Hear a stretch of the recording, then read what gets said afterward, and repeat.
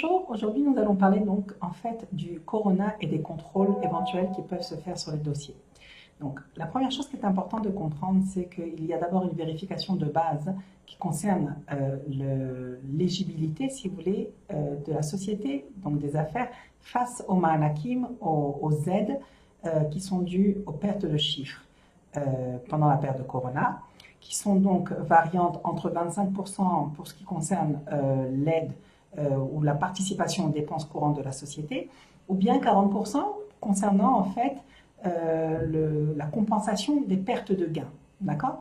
Donc c'est important déjà de faire la différence. Donc il y a 25% pour les compensations pour aider aux dépenses et 40% de compensation d'aide au manque à gagner. Maintenant, toutes les affaires qui ont des déclarations régulières à la TVA, en fait, à la limite, se fait de façon automatique.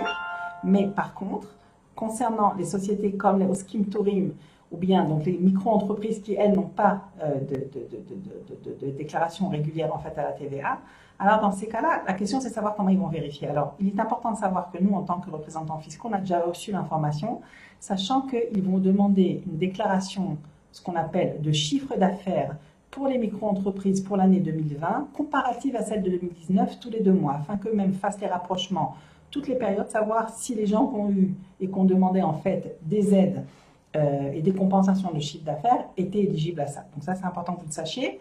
Donc ça veut dire que pour les micro-entreprises, ils devraient se préparer à voir quels étaient les chiffres sur un Excel à partir de mars-avril en 2019 et parallèlement à partir de mars-avril 2020 de voir s'ils étaient bien éligibles, si les choses sont faites correctement.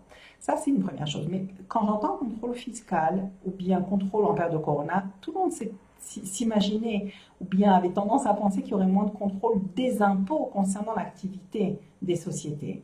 Puisqu'on se dit corona, c'est des périodes difficiles, les sociétés s'en sortent à peine. Eh bien, vous allez être sûrement surpris, mais il y a de plus en plus de contrôles. Alors, de plus en plus de contrôles sur le type d'activité de la société, si les revenus déclarés sont corrects, si les dépenses imputées à la société sont justes, si les impôts payés correspondent, et aussi les rapprochements comme en déclaration de patrimoine, ainsi de suite. C'est très très important que vous compreniez qu'en fait, c'est une période où les dossiers, où les structures doivent se conduire sur le plan fiscal, sur le plan ce qu'on appelle en hébreu du nihul sfarim, c'est-à-dire la gestion des livres comptables, l'émission des factures quand il y a des revenus et ainsi de suite, doit être parfaite encore plus que d'habitude. Voilà. C'est important de le savoir puisque effectivement on est amené à de plus en plus à avoir de contrôle sur les structures, des explications, des vérifications sur l'ensemble de la masse salariale, surtout si on emploie des proches, la justification de l'emploi des proches, les paiements qui ont été faits concernant des revenus locatifs ou bien des ventes de biens et ainsi de suite. Donc il faut être prudent, il faut vérifier et il faut être surtout très très strict et très tsamout, on dit en hébreu, donc très collé en fait à la loi fiscale qui s'applique dans chacun des cas. Voilà.